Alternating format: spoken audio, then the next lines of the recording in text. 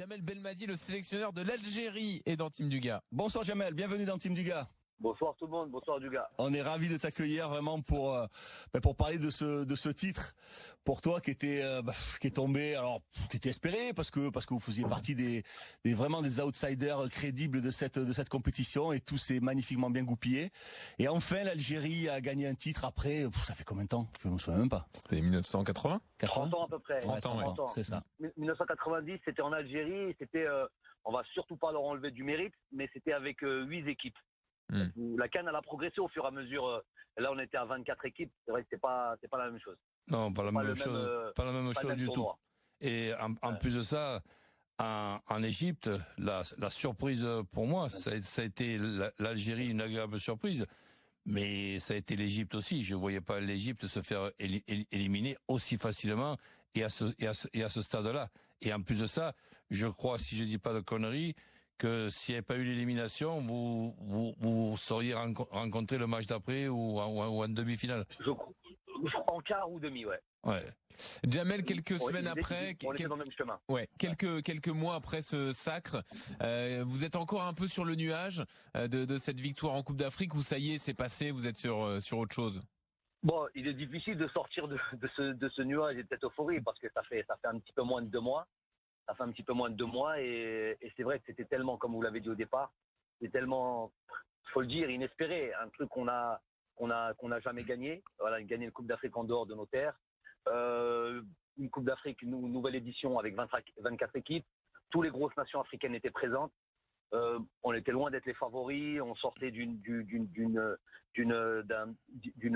passage voilà difficile. On a eu beaucoup d'entraîneurs pour les 4-5 dernières années. Vraiment.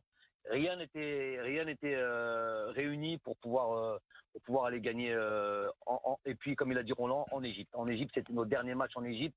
C'était je sais pas si vous vous rappelez, oui. En 2009 avec cette confrontation terrible qui a dû je dis terrible parce que ça a dépassé le cadre du football, c'était pour une qualification en Coupe du monde, c'était un match décisif. Et d'ailleurs, il y a dû avoir un dernier match, une sorte de match de barrage, parce qu'on était à égalité parfaite, qu'on a dû jouer au Soudan. Bon, j'y étais pas, je parle de l'Algérie, mais j'y étais pas. Et ça a été un match vraiment très très compliqué. C'était un match aussi en Égypte où il y a eu, ils avaient caillassé le bus, il y avait des joueurs qui étaient ensemble. Bref, c'était un truc catastrophique. Ça a dépassé le cadre du football. D'ailleurs, on avait encore un joueur, Rafik Halish, qui vient de terminer et vient de faire son jubilé avant-hier sur notre dernier match. Qui était présent et qui a été justement une des victimes de ce match en Égypte. Donc tout était réuni pour ne pas qu'on puisse pour éviter de penser qu'il était possible de gagner là-bas. Et justement, qu'est-ce qui s'est passé, Jamel, toi, que dans ton travail, dans le groupe, qu'est-ce qui s'est passé pour que cette équipe arrive à aller chercher ce titre inespéré? Alors bon déjà aujourd'hui on peut le dire, je pense que bon ça vous pouvez le trouver lors de ma première conférence de presse, en tout cas lors de mon intronisation dans mes fonctions au mois de août dernier, on m'avait justement parlé de cette CAN. On démarrait seulement les qualifications pour la CAN. On m'avait demandé si cette CAN, lorsqu'on sera qualifié, et c'était loin d'être acquis aussi parce qu'on était mal à ce moment-là, est-ce que ça serait une CAN de transition? D'ailleurs on me l'a dit aussi à Bein juste avant la CAN. Et moi j'avais dit à ce moment-là, bon je pense que Dugas tu vas comprendre, Roland aussi tu vas comprendre. Moi j'avais dit déjà on va y aller, on va faire tout pour se qualifier parce que c'est pas chose aisée et simple. Et après on va aller là-bas évidemment en tout compétiteur que l'on est pour la gagner. Donc c'était un truc où je me suis mis une pression pas possible. Mais le message que je voulais envoyer, c'était de dire à nos joueurs, bon, c'est fini maintenant. Il faut avoir un discours un petit peu plus un peu plus ambitieux. Qu'on la gagne ou qu'on la gagne pas, à la limite. Quand je dis ça, évidemment, je dis c'est l'objectif, mais on la gagner. Ils ont perdu les propos. Ils ont commencé à dire pendant 10 mois, il a dit qu'elle allait gagner, il a dit. Ce que j'avais envie, c'est d'avoir un groupe, composer un groupe avec une autre attitude, avec vraiment se mettre dans les dispositions pour enfin gagner tout ça. Et puis à la fin, si on ne gagnait pas, je sais qu'on aurait obtenu une bonne, en ayant cette attitude-là, qu'on aurait fait une bonne CAN.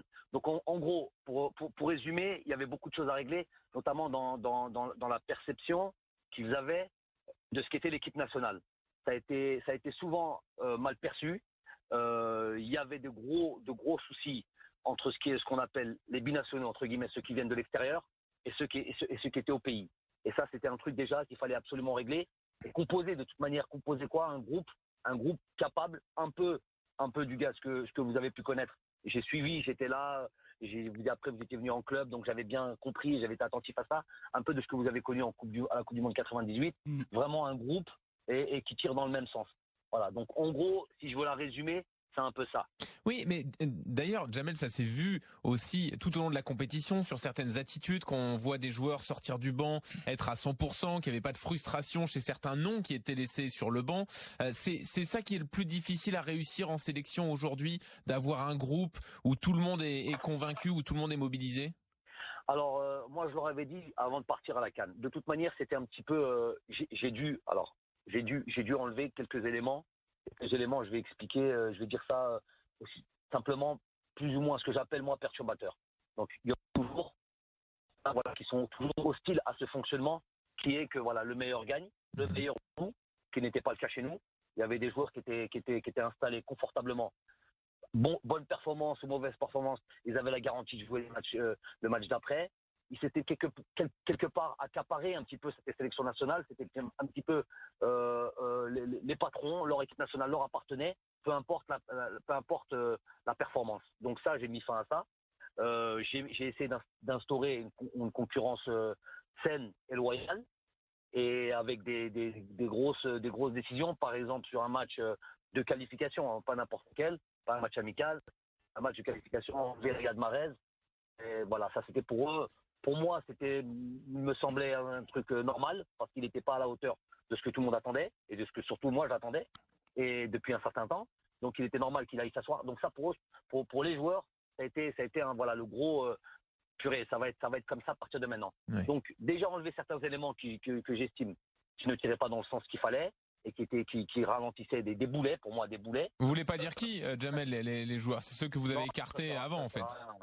Non, ça sert à rien. Avant d'arriver à voir justement ce que vous avez vu, il a fallu d'abord, durant cette année de qualification, il a fallu enlever 3-4 éléments que j'avais convoqués au départ et qui n'ont pas adhéré peut-être au discours et qui peut-être avaient du mal. Je dis pas que dans l'avenir ils ne reviendront pas, mais en tous les cas pour ce qui nous était ce qu'on avait, à savoir une qualification et puis une CAN, ils étaient pas encore prêts pour ça, pour changer. Donc déjà on a dû enlever ça, on a dû enlever ces joueurs-là. On les a avertis, ils ont vu et tout ça, ça n'empêche qu'ils ne voulaient pas changer. Pour la CAN en elle-même. Moi, avant de partir, donc il y a eu tout ça. Les joueurs ont quand même eu une certaine crainte. Ils se disent voilà, ok, il y a un nouveau fonctionnement, il va falloir adhérer et tout ça. Après, il y a un discours qui est celui-là, plus ou moins. On va avoir une CAN, on va partir dans un tournoi qui va être, j'espère, le plus long possible. Ça voudra dire qu'on aura été au bout. Donc entre la préparation et la finale de la CAN, ça a duré un peu plus de 2 mois. Donc 2 mois. Les uns avec les autres et les uns sur les autres. Oui. On nous dit que voilà, c'est long, c'est compliqué, avec l'aspect compétition, avec la pression, avec ceux qui jouent et ceux qui jouent pas.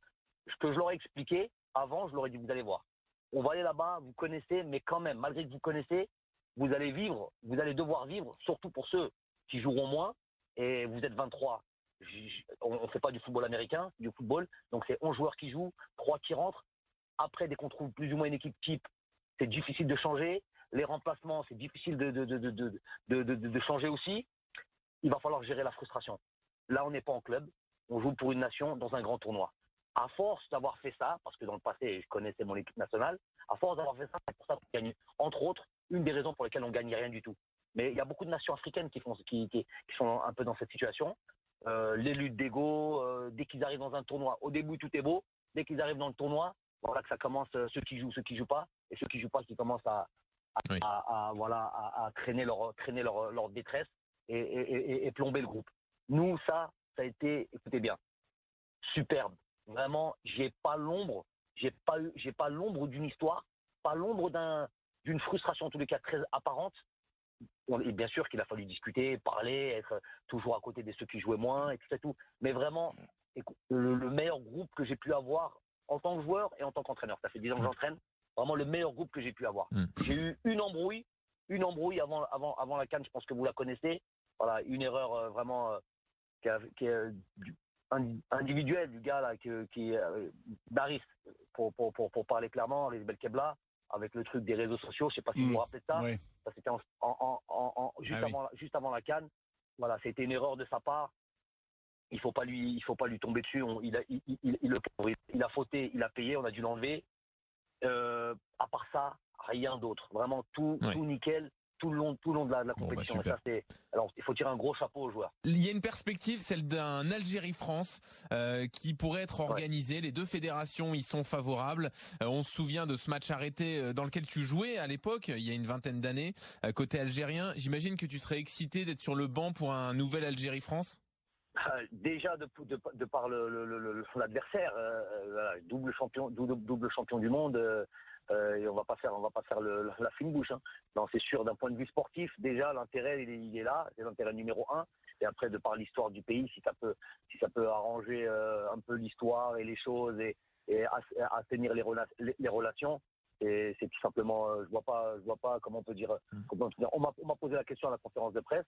C'est justement cette question-là. Et j'ai dit, moi, je lève, mais les deux mains pour ça. Oui. Tu penses que ça peut être le match de la réconciliation? En tous les cas, on sait le sport, ce que le sport est capable de faire et notamment le football. Donc voilà, c'est à ça qu'on aspire.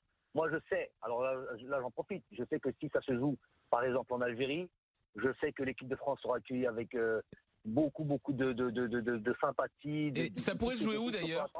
À Oran, ça pourrait se jouer? Mais à condition que l'architecte soit au courant qu'il faut un stade de 400 000. 400 000 spectateurs, là, ça sera possible. Mais sérieusement, tu sais où ça pourrait se jouer, Jamel? Il faudra jouer en fait 2 matchs. Il faudra jouer avec un match à Oran, un match à Alger sur 2 jours. Et là, pour faire profiter tout le monde. Non, mais on a 2 beaux stades. On a 3-4 stades là qui sont en train de se construire et qui sont prêts à aller à 80%. Je pense qu'il y a une volonté politique de vouloir les terminer parce que peut-être à terme organiser une Coupe d'Afrique. Donc j'ai entendu une date de octobre 2020. Oui. En 2020, je pense qu'il y aura au moins 2 stades qui seront terminés. Donc on aura en plus une jolie enceinte. Ça peut être à Alger, ça peut être à Oran. Ok.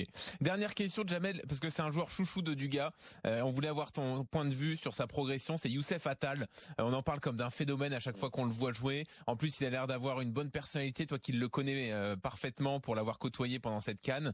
Est-ce que tu lui prédis un avenir dans un grand club européen, un avenir doré? Bah déjà, vous le voyez vous à la limite plus que moi, parce que vous voyez tous les matchs, tous les week-ends. C'est un super joueur, footballeur moderne. Le mec, il a un cœur gros comme je sais pas quoi. Il adore le football, ce qui peut paraître simple et normal, mais ça l'est pas toujours. Il adore son métier, il a envie de progresser, il a envie d'aller loin. Il a peur de rien du tout. Il a les qualités du footballeur moderne. Là, à Nice, un coup, je joue excentré côté gauche, attaquant côté droit. Moi, je le fais jouer latéral et il est toujours aussi performant. Donc, ouais, c'est un joueur que je vois aller loin. Est-ce que après avoir exaucé une partie de tes rêves, parce qu'être sélectionneur quand on est algérien de l'équipe d'Algérie, c'est quelque chose d'énorme, et gagner avec sa sélection, c'est juste fantastique. Est-ce que t'as un rêve caché d'un jour d'entraîner l'Olympique de Marseille, où on a joué ensemble à l'Olympique de Marseille? Est-ce que c'est un rêve caché? Non, du gars, j'ai pas. Tu sais, j'avais beaucoup d'ambition quand j'étais joueur. J'ai pas pu réaliser, peut-être par faute de talent, faute de plein de choses, ce que j'aurais aimé, où j'aurais aimé aller, tu vois. Mais en tant qu'entraîneur, j'ai pas ces ambitions-là. En tant qu'entraîneur, je veux faire tout simplement très bien ce que je fais sur le moment. Voilà. Et mon rêve, à la limite, mon ambition, si tu veux dire cachée, c'était celle de gagner un jour, et je l'ai dit en 2014. Quand j'avais joué, j'étais entraîneur de l'équipe nationale du Qatar, et j'avais joué contre l'Algérie. Et on m'avait posé le micro, on avait gagné contre l'Algérie juste après leur sortie de leur Coupe du Monde. Et j'avais dit, moi, est-ce que c'est un rêve d'entraîner l'équipe d'Algérie? J'ai dit non, c'est pas un rêve d'entraîner l'équipe d'Algérie, c'est un rêve de gagner avec l'équipe d'Algérie. Donc, rêve réalisé. Après, voilà, ce qui viendra dans l'avenir, je prendrai et je ferai toujours le maximum de ce que je suis capable de faire. Très bien. Jamel, merci beaucoup. C'était vraiment passionnant. Salut Jamel. Un grand merci, c'était super. Bravo encore. Et bravo encore. Bravo Jamel, merci beaucoup. Bien. Merci, c'est gentil. Jamel Belmadi, le sélectionneur de l'Algérie donc.